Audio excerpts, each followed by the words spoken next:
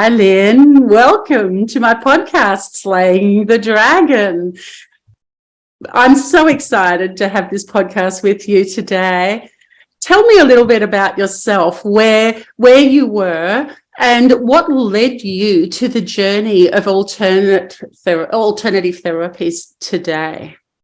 Well, I had a very interesting life, I must say. So what led me into alternative therapies was I had a mother that had ovarian cancer and passed away. I'm sorry. And so from that, I decided that people should be able to die in dignity or pass in dignity, even if they don't, we can try and help them and give them a good quality of life. But even if it doesn't work, that's the aim. So it's just to give them some peace and let them get their closure to, enable them to come to things that they need to come to before that passing happens. So I guess that was a lot of it. What was your coping strategies to help you stay strong, but at the same time, this would have been a very vulnerable period of your life as well. So how did you cope with your world falling apart at that time? My world was falling apart on many levels at that point. I was living in domestic violence for 15 years. I'm a mother of 4. I brought them up on my own. And basically, I kind of went into Chinese medicine. I was a vet nurse for 11 years prior to doing this and practice manager with them. And we were unfortunately put on the street a number of times, and I decided I would never let anybody do that to me again. So I needed to do something so that I was independent. And I guess with my mum getting sick, it just pushed me into that area. And the vet said to me, if I want to do my hocus pocus, then I need to go and get educated into something that was credible to them.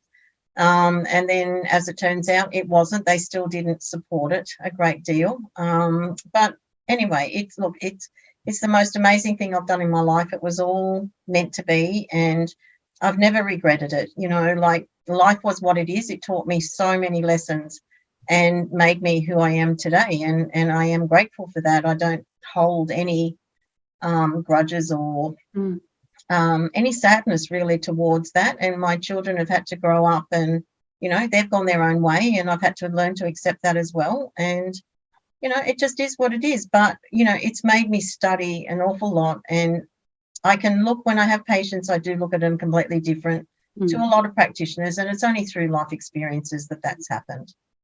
Look, I couldn't agree more with you, Lynn. It's our dark night of the soul, isn't it? That our world, we feel when we're going through it, that our world truly falls apart. But when we look back, and I know hindsight is an amazing tool that we have, and it's an amazing gift we're given. But when we look back over our life, is there any part of your life that you would like to return back to, or are you so blessed to be where you are today? I'm so blessed to be where I am today. Like, I've remarried. I've got a great marriage. My husband is completely different to my first one. He actually has enabled me to, pursue my passion and whatever I want to do. He's there supporting me 100%, and he holds the fort and does his part of the business here in alternative therapies with clinical hypnotherapy. Like, I've studied under an amazing doctors around the world, and bioresonance is one of the biggest things that I went to Russia and Iran to train. Wow. Can you explain just a little bit to the people watching here today what bioresonance is? Okay, so bioresonance is a device. It's a digital device, a computer device, and you put a headset on, and it actually reads all your brain waves. And there's about 10,000 different brain waves in my little database, and it scans through to see whether we've got any viruses or bacteria, parasites or fungus. All those sorts of things that are there that are out of balance. So we know that the body has to have all these sorts of things in there anyway. But when they go out of balance, that's when we get our disease.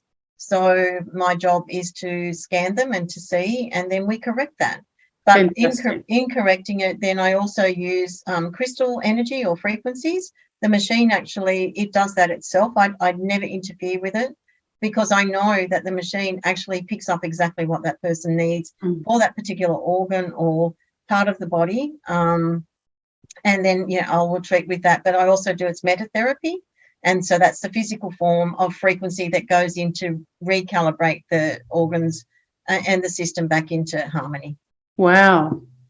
This is a massive, project that you've taken on, and you didn't just step into Chinese medicine, and you stepped into these different therapies along the way. So you've got many tools in your toolbox. Yes. Yeah. Look, I'm very blessed, I guess. I'm a person who always goes on synchronicity. Whatever is presented, I generally don't ever knock it back. So, and that's what brought you here today.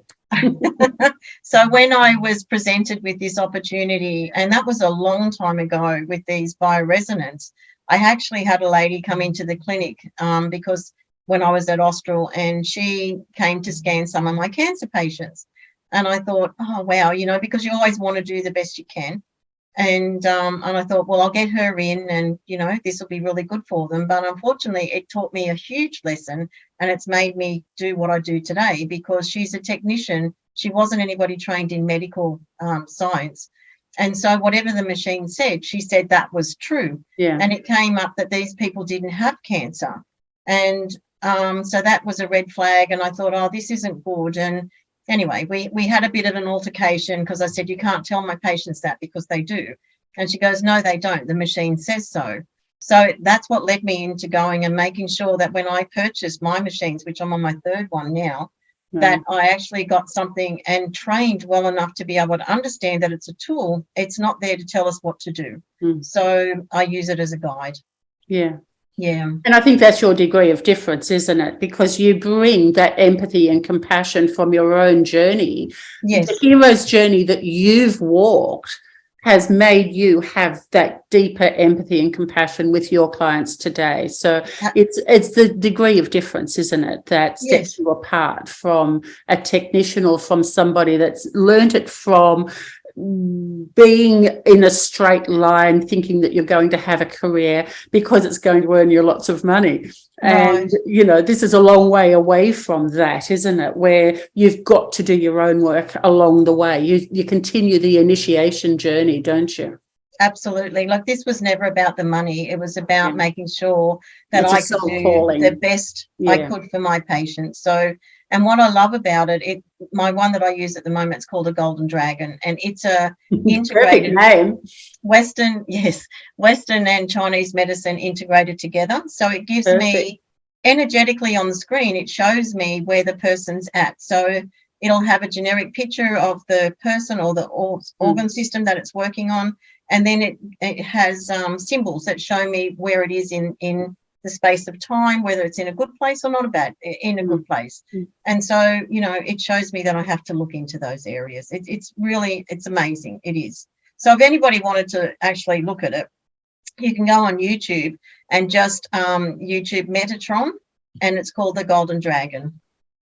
We might even put a link on the end of this vidcast so that we can actually, I might get you to send me a little bit of a link to that as well. Okay.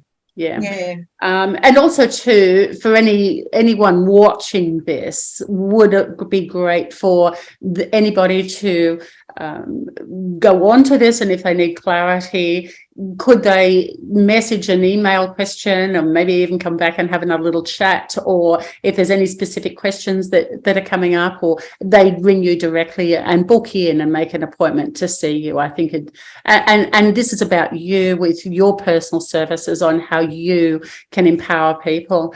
But right now, what I really want to focus on is when your world fell apart.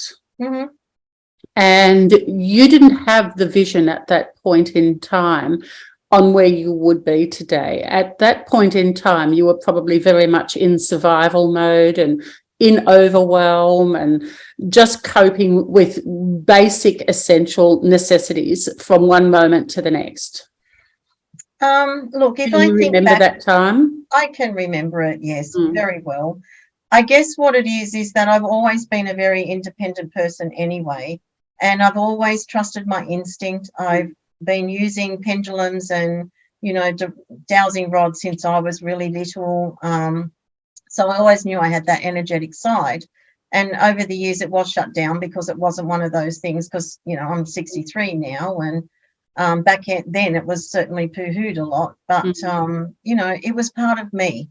And I think the thing that annoyed my previous husband was the fact that it was part of me, and he didn't like that part of me. So he tried to squash it for a long, long time, until finally, he pushed me to the brink where I thought, okay, well, I'm either going to die or I leave, or he has to leave. So, I called it, because I refused to let him take my soul. This is about me. This wasn't about, and it's not even about me. It was about what I'm meant to do. Yeah. And I've always been a people person. I've always cared. I love animals and nature. And that's just part of me, and it's never going to change. Yeah. No. So he couldn't break that in me. And that's really, Did you feel that it actually made you feel stronger at that point in time? I wouldn't say stronger. It was the hardest thing I've ever done in my life. And yeah, I was frightened. I was frightened for a long, long time, and which stopped me from actually doing what I needed to do. But eventually, over time, I had really good friends around me who supported me, and people who worked for the police. And, they encouraged me to do, what I needed to do to stop all of this happening. And what was your first step that you took in order to bring, when you stepped onto the path and you started facing your dark night of the soul and started bringing yourself into your own personal power? What was the first step you took to be able to do that? All right. The reason that it all come to fruition, really, I believe, is that I have a very dear friend that I grew up with from a baby, and she works in drug and alcohol as a counsellor. And she rang me one night, and she turned around and she said to me, look, I'm going to ask you 10 questions. I don't want you to answer them to me, but I just want you to answer them truthfully to you. So she went through and she asked me the 10 questions. Can I ask what were the 10 questions? Do you remember what they were? No. Like, do you remember any of the questions? Was your money taken away from you? Were you not allowed to talk to other people? Anyway, there's a specific domestic violence questions. Yes, pretty much. Yeah. So, out of that, I had 9.5 out of 10. And so it was right at that point that I realized, oh my gosh, this is exactly what I am living in. And that was my turning point to go. That was your reality check. Enough now, so what is it that I'm going to do? Yeah. And what can I do? And so things just progressed from there. So when another incident happened, that was the very last time I said enough. I didn't cry, I didn't do anything, I just went, I'm done. So it all just sort of went from there. It wasn't easy, like, having 4 kids and no support. My mum wasn't around anymore, and my dad lived up north, and it took a lot, and I guess my kids had to put up with a bit too, with the fact I worked full time, and then I ended up going to uni. They were incredible kids to make it through, and they're good adults today. So it was just one of those things in my heart I knew I had to do, and regardless of what it was going to the cost that it was coming at, I had to do it. And this is where I am now. What was your coping mechanisms at that time? How did you stay focused in that day-to-day, one day at a time moment until you got strong to move forward? What was your coping mechanisms? Look, I always believed in good or love. I always believed love would prevail. You can call me the internal optimist, I suppose, but I just know in my heart that what I was living was wrong, and that I had to change it, and no one could change it except for me. And it doesn't matter what anybody said or what their thoughts were or what they told me that I needed to do. I had to work that out for myself. Yeah. And I had to find peace in that, and understand that this isn't anybody else's responsibility. It was wholly and solely mine. And like I learned lots of things, like I did lots of meditation and did lots of courses and did my Reiki and all those beautiful things that we can do to support. Yeah. And I did hypnotherapy for my trauma, and I did counselling for I don't know, on and off for probably 6 years. Mm. And I still had the demons in my head. Mm. And then I did this. My husband, he decided, well, I asked him if he would do some hypnotherapy with me. Mm. And I did 2 sessions. And from then on, I've never, ever had that problem again. So Fantastic. I learned that my belief system then was, you know, it's so important that we understand that our belief system puts us where we need to be. Mm. So, and then there was a movie back then called Thrive. I don't know if anybody's seen it, and Foster Gamble made the movie, and I was incredibly blessed. Like, I remember watching it, and it was about, you know, the future and things to come and free energy and all those things that we can have. And he was just the most humble man. And I just thought, you know, this movie gave me hope, and it gave me hope that my children will be fine and that our whole reality here on earth will be better, you know, in time to come. And lo and behold, when I went to Russia and I met some quantum physicists over there, and then I was invited to go over to California and do some work with them. We were working on some different machines at that point, and their very good friend was Foster Gamble. So I actually got to meet him in person, and I scanned one of the scientists over there that works under him, and he truly is a very humble man. And you know, I just thought I was so blessed. And I couldn't believe it. I'm thinking, here's this mother and grandmother from Camden in California, and I'm sitting with Foster Gamble. So he's the son of Procter Gamble, and he made this movie to show, well, where's the money come from, and or where's it going. So he's exposed an awful lot over the time. So they're fabulous people, and I'm really grateful that I met them. It's been a wonderful journey that you've been on, hasn't it? Yes. And is life a straight line now, or are you still following the calling to your initiation and you know, taking up the next challenge? Where are you today? My life is never a straight line. And look, I just believe whatever is meant to be, it will be. And I love that, you know, like, people will come to me, like I do, actually, I must say that I do put out there probably every day that bring me the people that it is that I need to have in my life to take me where I'm meant to be, or to stay on my path. Mm-hmm. And that I can do the best I can for my highest good and also their own.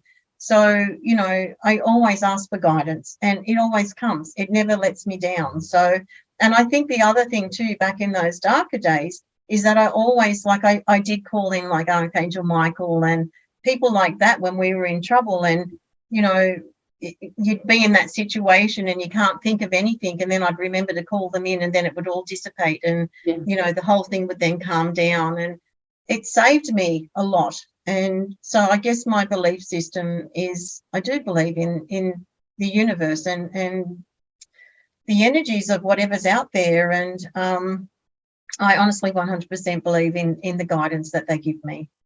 We do bring towards us what we focus on, don't we? Our energies magnify what we're focusing on. When you were in that initial stage, when you were on the journey moving forward to where you are today, was there any time you started to look back over the challenging period of your life and feel that you can't do this, that it's too big for you? Was there any time you were going to give up the challenge to be where you are today? I don't think I was ever going to give up the challenge, because it's not me. But the interesting thing that did happen, that when I went to Russia, I travelled with a man here from Australia, and lo and behold, he had his own abusive traits, I guess is the best way to say it. He didn't physically hurt me or do anything, very controlling, and just, you know, he wasn't good to travel with at all, and very negative. So did you feel some triggers being stirred up in you? Totally, yes. So here I am in Sochi in Russia, and with this man that I didn't want to be with, and he couldn't walk very far, which was perfect for me, because what I used to do, that when our courses were finished, I'd actually go walk down to the beach, which was too far for him to go, and then I would go and just do my meditation and whatever. Beautiful. And then have our separate time. So, you know, it taught me to stand up for myself, actually. And bring your own boundaries in around you, your own energy, to stay in your own lane. Yes. That's a really powerful point that you've just mentioned then, because you've come from a domestic violence situation. So in a lot of ways, that means that maybe you didn't receive that deep emotional connection that you needed to have as a child growing up. And so we won't go into that story right now, but there's a vulnerability when we're an empath and an energy worker, and we didn't have that deep understanding, that deep emotional connection. And it's not a judgment. I know our parents have only done the best that they can do with the resources they have available at the time. But when you are sensitive and you see the world differently and you challenge the status quo and you're not being seen, you're not being heard, that can be extremely challenging as a child growing up. 100%. And to go back, like my mum, I used to think my mum didn't love me. My sister, she'll even tell you today, she didn't like me. We had a room. She used to put a line down the centre. That's your side. That's my side. You know, I had a sister like that too. I can't believe that. This is amazing. Mirror on the wall. Whoops. She was pretty full on, and we do talk about it these days. And she says, I don't know why I didn't like you. I just didn't, you know. No. And so I used to spend... I still don't in a lot of ways, because there's a sense of, I think, different values. Let's look at it like that. Different values, different people, different souls, different journeys, different soul contracts. And I think we can't lose ourselves because we're not fitting into other people's mold, you know. No. So did you feel that you were the black sheep growing up? Oh, absolutely. Like, I remember going on to the school outside looking in. Loved music, and I came home with a violin, and I know, I walked in and Mum looked at it and she goes, take it back right now. So I had to take it back that afternoon. I wasn't allowed to play it, so I ended up playing a recorder. And then my teacher, she actually committed suicide, my music teacher, and so from then on I didn't go into music anymore. But it was interesting, like, even though, you know, we have things that we think are bad, but they're actually not bad. They just are part of our patchwork, you know, of our life. And because I remember later, like, our neighbours, there was Italian and there was Russian people next door, either side, and then we had other Australians up the back. And so I was very much in their families my whole life. And so even though I wasn't nurtured per se at home, I still had all this and you know, these other cultures, and it was just beautiful, you know. And I remember, you know, years later, and I think I was pregnant with my second child, and I said to my mum, you know, why didn't you love me? And she just looked at me and she started laughing. She goes, of course I love you. And I go, but Mum, you know, why did Anne always, you know, my sister, she just always looked after her and I was just always put aside. And she sat back and she said, oh my God, I never had any idea that that's how you felt. And what it was because I was so easygoing and I'd talk to a tree or I'd hug a dog, or, you know, she said, you talk to anybody and you just fitted in and you were happy. So she didn't think I needed her. So when my sister, she wasn't that, she wasn't out there like that. You know, she was more work. She wouldn't amuse herself, and Mum felt she always had to be there for her. So it was lovely that, you know, when I was about 23 or something, that we had this conversation. And from then on, Mum and I were just the absolute best of friends, you know, until she passed. So, yeah. And that's a beautiful lesson, I think, for everybody watching here today, not to have assumption and to sometimes have the courage to bring it to the table and actually talk about how other people's actions actually make us feel, because we may be coming from a different perspective to what that other person has any awareness of. Oh, 100%. And so it actually brought healing to your relationship by you having the courage to share how you were feeling on a deeper emotional level. Absolutely. Yeah. Look, it took a lot to do it. And, you know, and it surprised me then that I did live in the marriage that I did. But I can understand why he was like he is. And he had a terrible life. And, you know, even today, he's still a very, very unhappy person. But, you know, all I can do is to send him love, and I've moved on and I am who I am, and no one's going to take that away from me. And I certainly, I guess, yes, I don't take fools very lightly. I will just take myself away. I just don't even entertain it. I don't find engage in it anybody anymore. Yeah. No. And you don't need to be the rescuer anymore either, because No. we all know that, when you're going to rescue somebody, and it may have been that need to rescue your husband when you first met him as a young woman growing up, you were vulnerable, wanting someone to love you as well. Did you notice that there was that vulnerability, and that you wanted someone to love you, so that you were, an empath, if you like, in a narcissistic person's hands? And how did you navigate that? Look, and I loved him dearly. I really did. At the time, and he did, yes. And I still I don't hate him or anything like that. It's just life presented that, and as I said, it's made me who I am. But there's a part of him which I believe is a part of everybody. There is a good part, and there's probably parts that aren't so good. Yeah. And it's just our life and our choices that we make that turn into who we are. So I think if we can face the things that are causing us the challenge or the fear, that and if we can resolve those things instead of running away, 100%. Because I guess it's running the way that's actually causing the biggest problem. Yeah. Yeah. And when people run away, they try to get happiness from outside sources, which creates addiction patterns, doesn't it?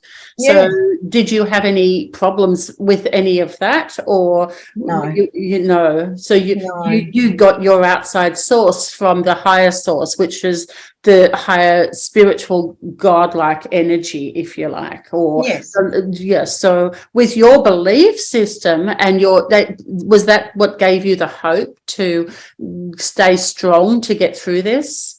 I guess like the Russian people and the Italians that lived next door to me, one of the ladies, the Russian lady in particular, she was like an angel. She was just the most beautiful, adorable woman I'd ever met, and her heart was just so pure. And so for me to be growing up around that, she made me realize that there's so much more, and she was just gorgeous, so I'd have to say she taught me that side of things. And I have the most amazing respect for any nationality or Indigenous people, which brought me to this last year that I've gone in and done my women's circle, the one. Fantastic. I'd love to hear all about that. Would you share that with us? Some we can say, some we can't, but I'd have to say that's a journey for me myself. Of course. And but this is great though, because it's showing people that our journey never ends, that we have to do our own self-work to be able to, and our own self-care to be able to continue our own soul, our journey. Our initiation never ends. So we get the challenges, and that makes us step up and rise to the next challenge or the next initiation, doesn't it? Absolutely. And could you feel that energy coming in towards you before the right person presented itself? Did you feel there was something missing? Were you questioning before? How did that calling appear to you? Because that was just recent in the last year, wasn't it? Yes, it was. So all my life I've always had this,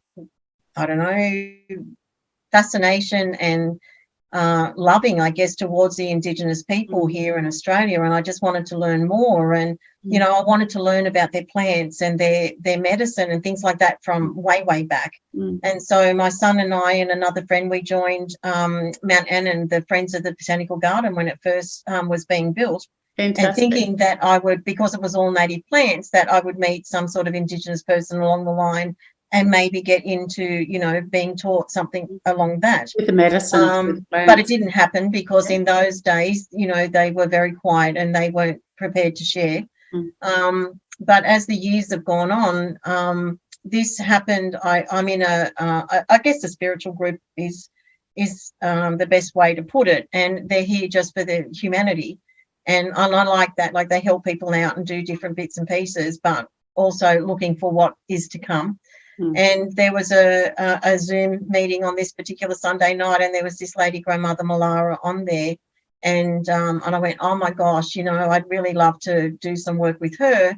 And then I emailed her, and in 2 weeks was the first women's circle had started. And So I was accepted into that. So it just, everything happens pretty quickly with me. It's not something that I wait forever, because I'm not really good at waiting for things very long. If I'm going to do something, I like to go and do it. Anyway, so I went up, and there was 3 weekends that we did this year. And they were pretty tough some of the times. You know, you're going through and you had to be true about yourself and really, you know, how are you feeling and where are you at? And the Indigenous people have this beautiful thing with the grandmothers, the mother and the daughter. You know, it's all about the association and how we're all interconnected. And, you know, that brought me so much peace, I think, in my life. And it just made me feel whole for the first time as a woman. Wow, that's beautiful. Thank you for sharing that with us. That's really beautiful. And are you continuing on with that journey yourself, or? I've been, I'm started my shamanic mastery, you know, course with her. Fantastic. I've been who's her? What's her name? Who are you working with? Grandmother Malara. Okay. And where's she located? If anybody is interested in, you know, walking down this path, could you share this? In Brisbane. In Brisbane. Yeah, but you just go on her website. She actually travels to different states, and we'll do. I might get you to share the link with that one too, if you will, just for anybody that's getting a calling. I don't need to spoon feed it, but I think it's nice if the information is presented that, you know, the right person may get that calling to reach out. Absolutely. Like you did. So I'd like to offer that if that's okay. Fantastic. And so that took me into, she's offered me, like, we need to be asked. There's another initiation that we can do that's called the Law Women. And so that's LORE, not LAW. Yeah, that's right. And so that's another 3-weekend course. And that then imparts a lot of wisdom from the elders and the grandmothers, past, present and future. And then it's our responsibility to be here and to share that with other women along the way, and children. And, you know, I have a high respect for their law that they have, and how they run their families and their units. It's fabulous. You know, it's completely different to what our Western society does, and it explains why they've been here for 60,000 years. Wow. It's incredible, isn't it? And to feel that they were just part of our fauna and flora in the early days. It's only, in real terms, it's only recent that they're being acknowledged, isn't it? Yes. Yeah. And even now, still not being acknowledged to the level that they should be. No, not at all. And, like, you know, of course, like in anything, there's always people that are doing the wrong things. Of course. You know, it's not to say that they don't have people that are doing things that they shouldn't be, as far as, you know, the government handouts and all sorts of things, and, you know, where they live and all those sorts of things. But they were also interfered with so much and weren't allowed to be who they are. Yeah. So they got mixed up along the way too. So like, you know, we all white people are no different. The American Indians suffered the same thing. The Negroes. Right. It's just worldwide, you know. So we have to get to a point where people start to realise we're all the same. Nobody's any different. It doesn't matter whether we're black, purple, pink or white. You know, we're all built of the same thing. We're all cells. We're all living cells connected to the higher universe. That's right. So, you know, if we can tap into that, then it would just stop so much of this, you know, disharmony that's on this planet. And do you feel like we're moving towards that as a greater energy globally? I think we do. I do. I think there's enough people out there, you know, trying to get people to wake up and understand that there is more out there, and we don't have to live the way we do. Oh, sorry. You were right. Got your drink of water. You were right. Yeah, I do. I think it's still going to take a long time, and a lot of people still have to open their eyes and realise that how we're living isn't great, and the control, you know, over our food and our air and even our medical systems, you know, everything's under control. Yes. To control us through fear is not okay, you know. No. And I think as a domestic violence, you know, I don't like to use the term survivor, but, you know, now you're thriving, but you look back and, you know, I was also in a domestic violence situation, and it only took me, you know, I really haven't come out of the closet to share that with anybody. And I'm feeling an emotion coming up. Where's my crystal? And I think we do look back on that time, though, and it does give us a power to be able to stay in our own lane and be confident to say, you know what, it's okay if I'm not like everybody else. We don't need to be accepted like other people often need to be accepted, because to be accepted only brought us through fear and control and a domestic violence. And that domestic violence is not just always physical, is it? It's the emotional, the mental, the spiritual. Yeah.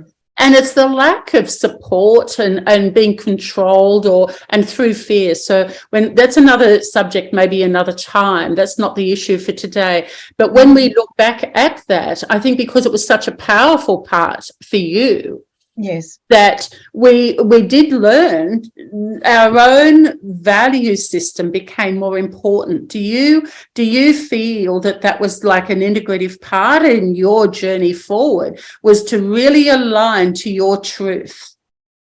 Yes. I just knew I couldn't be changed.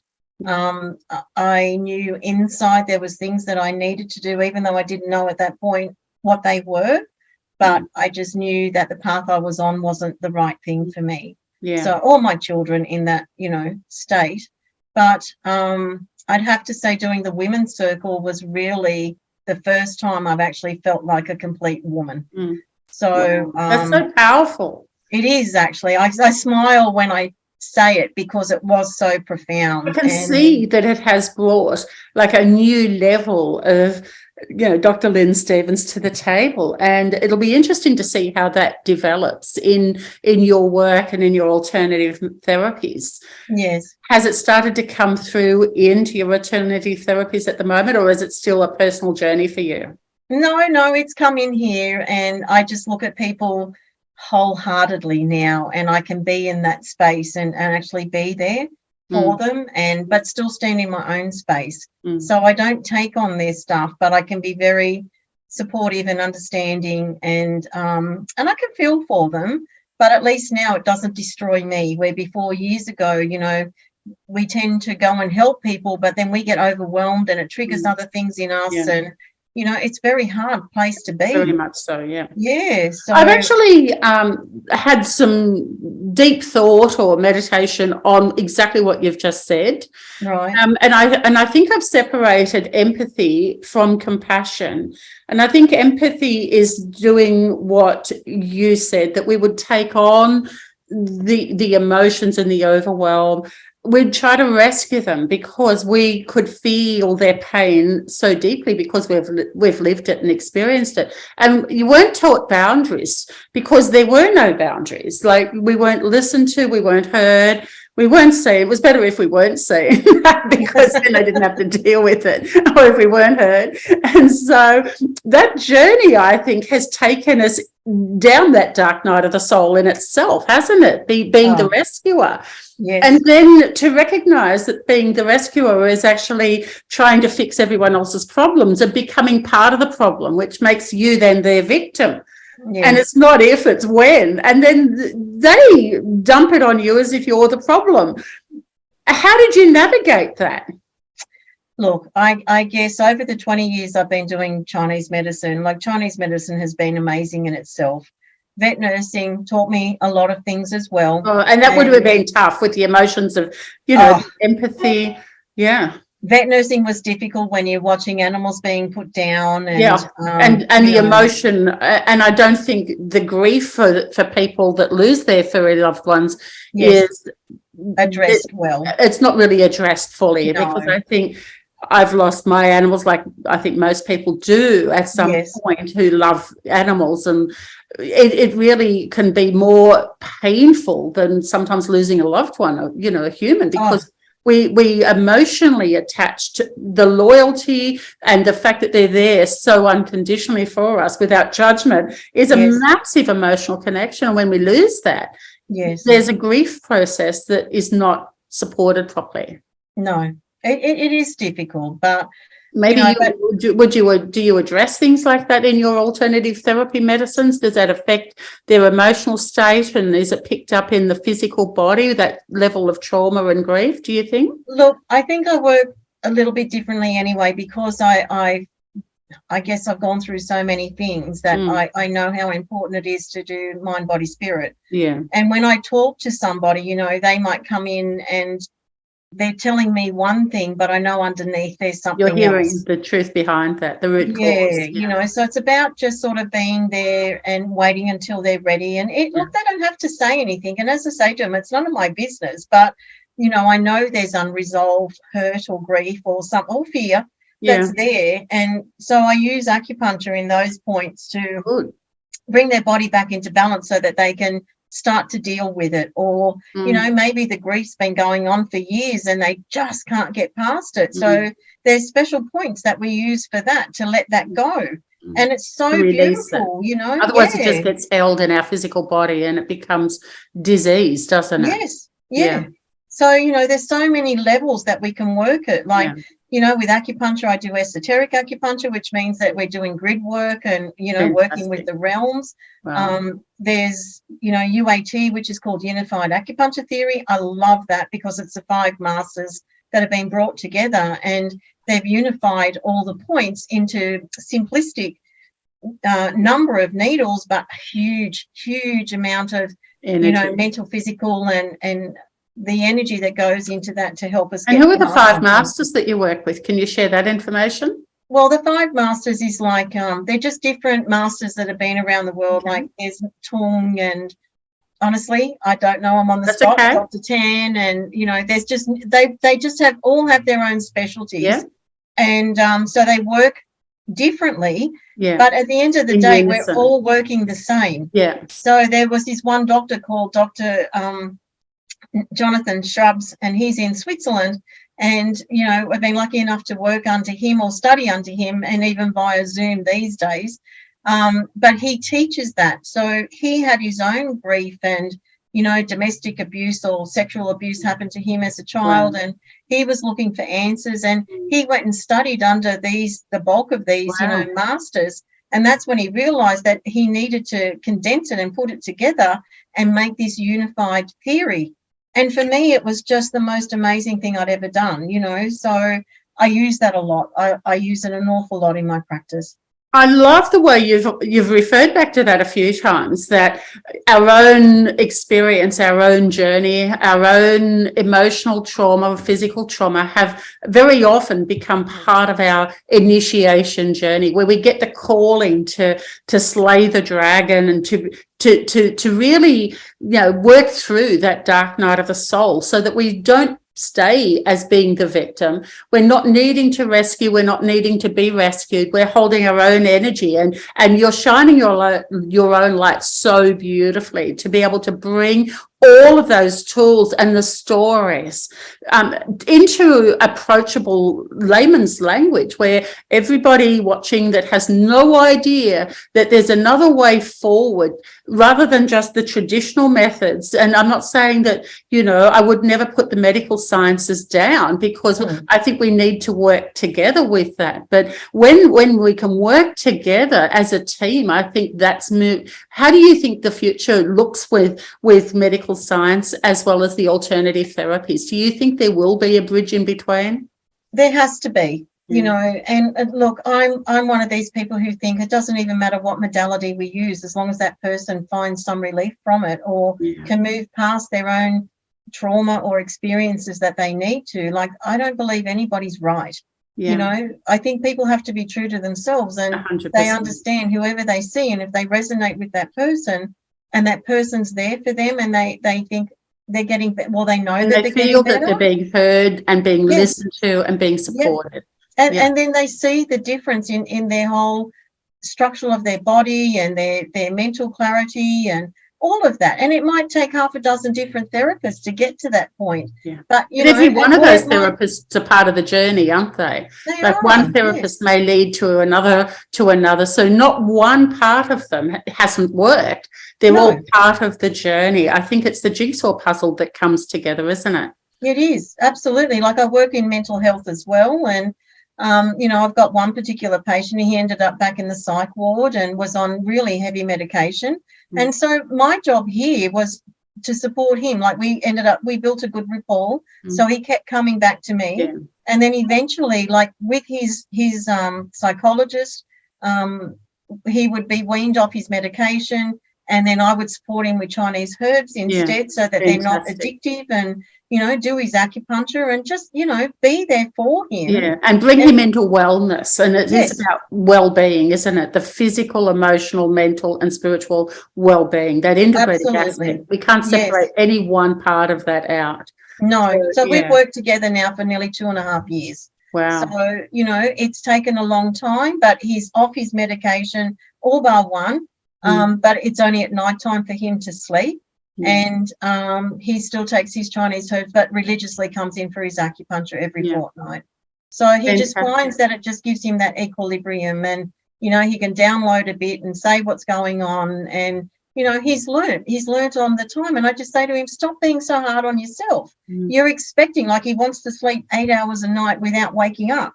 I go, very few people can do that. That's right. Well, that I know of anyway. So, and I go, but when you wake up, you don't get yourself upset. You go, okay, well, I'm awake. Well, I just need to go back to sleep.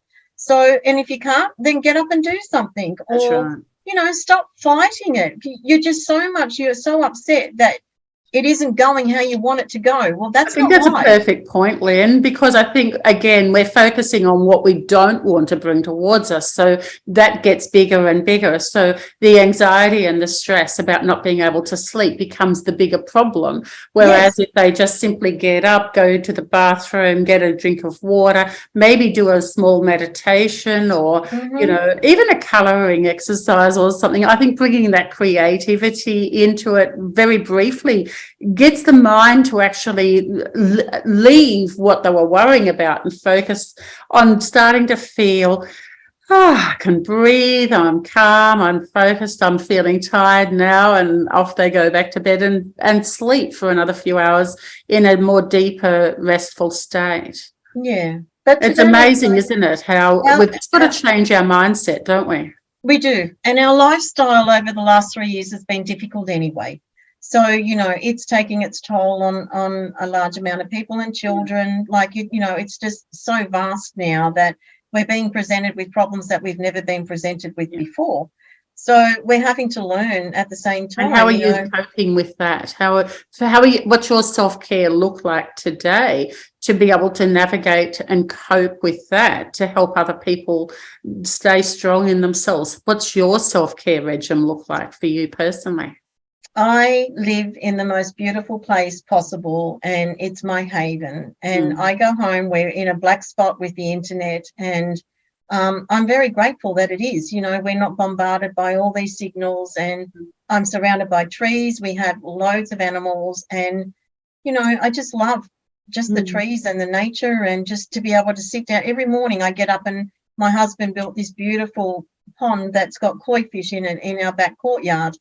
And not so little, but I sit out there and I just look at the trees and I feel the sun, and, you know, have my brekkie out there. And we've got a little baby lamb that we've been rearing for the last 10 weeks. He was attacked by a fox when he was a day old, and he nearly died. So he came to us through one of my patients, and we agreed that I said I would look after him because she had organised to go on a holiday, and everything just happened at the wrong time, and here's this baby that needed to be bottle fed, and we said, yeah, all right, we'll do it.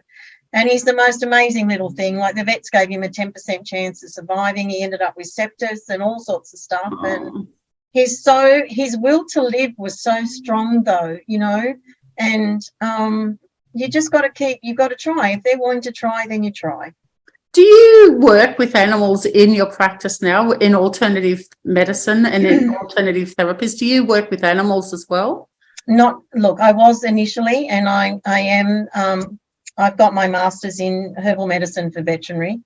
I did that years ago. The only ones that I sort of look at these days is if they're cancer patients, as an adjunct to whatever else they're doing. I don't bring animals in here anymore, very rarely. Like a little lamb, he came in every day because he was being bottle fed every 2 hours. But, you know, my old patients that I had, because I used to work, my clinic before was animals and people, but the people side of it just got so big that the animal side, you know, wasn't able to be kept up. So it's not that I can't, it's just the time. Yeah. If a client wanted you to see an animal, what would your answer be to that? Look, there's so many people out there now that do alternative medicine, like acupuncture and herbs or massage, kinesiology, Bowen, all those sorts of things. There's plenty of people out there doing it. Have you ever put one of those machines that you were talking about onto a dog? Yes, I've got a special program for a dog. Oh, good. And, yeah, I don't use it. I haven't had time to study it well enough. But I did use it on our lamb, and I'm really sure that it was part of the reason why we made it through. Absolutely positive it would have been. Yeah. And that would have made you feel like a sense of a real achievement and like a gratitude. How did it make you feel going through that journey with the lamb? He's just look, my husband is worse than me. Like, he loves them so much and he puts so much time and care. Like, he didn't walk for nearly a month, and I actually started to think he wasn't going to walk.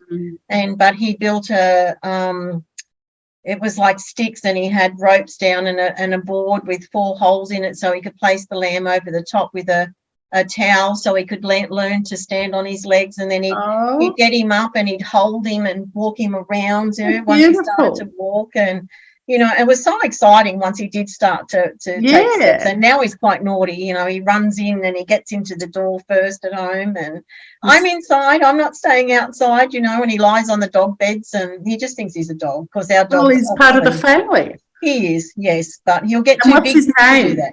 His name's Jimmy. Jimmy. I love that. Yeah, so he's a Dorper, which is black and white. So people have said, "Oh, is that a calf or is that a goat?" We said no, he's actually a lamb.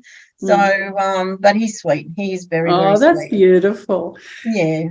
Is there anything that you would like to share with the people watching us today on how they can get through the Christmas period and the New Year period coming up? Because I know that for many, it's actually a very challenging, emotional, spiritual time. That there's a lot of people that have been through the last 2 years of limitations with who we can visit, and we've lost a lot of loved ones, or there's been a lot of pressure on families. What would you say if you were to give any hope or any advice or guidance to anyone watching this that's going through a feeling of a bit of sadness coming up over the Christmas, New Year period, the holiday season?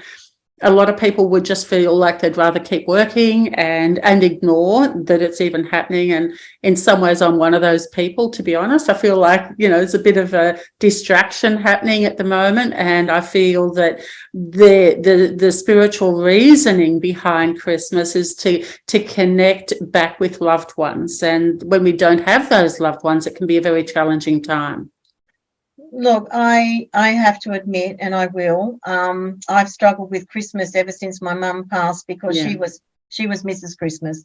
And, she just cooked and had everything beautiful, and it was her thing. When she passed away, my grandmother passed away 3 weeks before her. Oh, dear. And so it was huge, and our family was really... Cause, doesn't it? Look, we were so close, and then when Mum and her both went in that year, and my mother died on Christmas Day, and it was just. So this is a traumatic time of the year for you. It is. So how do you navigate this time of the year? What's your coping mechanism? I think this year, because I did one eye and I found myself. I'm looking at it completely different to what I ever did before. Up until then, I used to be miserable every Christmas, and I just didn't really want to be it. I try to be there and, be happy and whatever, but inside you're really not. And I think coming into my own self and then realizing that I am me. It's not, I was always thinking of something else, where now this Christmas is the first time in so many years I'm actually excited about Christmas, even though it's not even going to be perfect and I don't have all my family, and but I'm making the effort this year and keeping it simple. And I have beautiful friends around me, and one of my sons will be with me, and I thought, what, I just have to be me, and if I'm me, then I'm happy enough in that space. Beautiful. And it makes it okay, and this is the first time I'm actually quite excited to cook for Christmas Day, and the Christmas tree went up, and the decorations are there. Not that they didn't go up before, but it didn't mean what it did this year. So I just think it's the work that I've done and the acceptance of myself, really, and understanding I am who I am, and it's okay. I'm not meant to be anything anybody wants me to be. I'm just me. And I will continue always just to be that and be myself and to do the best that I can. And that's a beautiful place to be. I'm happy with that. I really, really am. Yeah. And for those people watching who don't have people to celebrate with at Christmas, what advice or guidance would you give them? What support? If they don't have someone to celebrate with, I'd tell them to go and find, like those places like where they have food, one of those kitchens where they go and serve people that don't have any family and have no food, go and do something that they wouldn't normally do, or find a group, or I think they've got to get out and mingle, not to stay home and feel bad and think, oh, this is all too much. They've got to reconnect with themselves and think, well, what can I do, and what can I do to bring somebody some happiness? There's always other people out there that are lonely and have got nobody either. So there's got to be places out there that you could, charity places, ask them and see what it needs to be done. You could even just go and maybe pack hampers or something, and that gives you joy because you're doing something and someone's going to receive it. I think that's some great tips for a lot of people.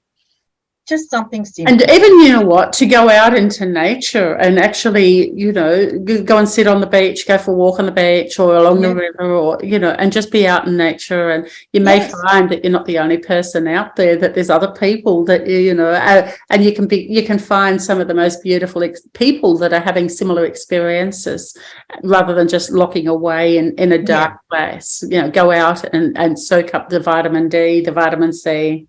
And it's not about the money, it's about, as you said, get outside, get in touch with nature, get your feet bare on the ground and reconnect. Yeah, and start thinking about other people other than yourself, and not coming back home to you, but to share it out with other people and be that ripple effect. I think that's beautiful advice. Yeah, no.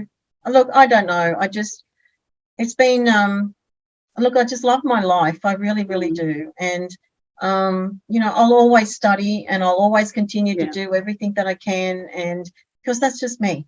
Like my husband goes, oh my gosh, do not offer her anything because she'll just go and do it. She's got too much on her plate, but I just love it. The more information I can get. But it's also got you to where you are today too. And you can't stop the journey. Once you hear the calling, it's like it really is the hero's journey, isn't it? And you really have slayed the dragon. And I value talking to you so much today. Thank you so much for your time. And like I mentioned earlier, if you could put the links, email me the links and we'll put them at the bottom of the video. So if anyone has any questions that they want to ask you, we may be able to answer those in up and coming vid chats, and we can I wish you a beautiful Christmas and with your loved ones, and most of all with yourself, and stay in your own lane. Thank you very much for even, giving me the opportunity to share. Absolutely, my pleasure. You're amazing, and your artistry is just incredible. Oh, darling, thank you. Look, I know. I think it's been my saving grace, to be honest. It's my place I go to. Yeah, it's.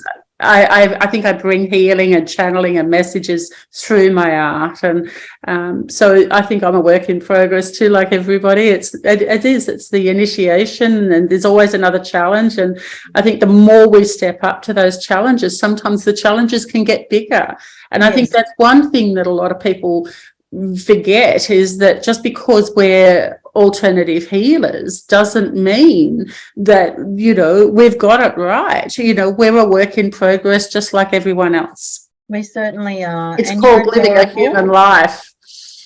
You are adorable. Toughest initiation there can be. I take my hat off to you for all the things that you've done as well, and what you give, and and you do it from the heart. And I think as long as we are doing it from the heart, then really at the end of the day it can't go wrong. And if it does, it's someone else's journey. So, and I think that brings us back to not becoming the rescuer, because if we step into being trying to fix other people's problems or being the rescuer, it's a cycle of sabotage, isn't it? We will become their victim. It's not if, it's when. We have to allow space for people to go through their own healing journey and make sure that when we recognize that, and I think that's what I was going to say earlier about empathy. I recognize that empathy is feeling other people's pain, and compassion is acknowledging the pain, but not becoming part of the pain. We can sit in the shadow with the person that's going through the trauma without taking it on. We can walk beside them now. Whereas I think once upon a time when I first started, I honestly think I was becoming part of the problem because I tried to fix it. And I had poor boundaries. I thought everybody didn't need to be told what to do or how to do it. And I recognized that to create a safe container is to hold a safe place for ourselves first and foremost, and for then everyone else has a safe place to be held in a safe container. And I think I do that work through the red thread. Right. And I think that's how I've grown and really integrated through the red thread and through the art, through creativity, through healing and empowerment, and holding a safe place.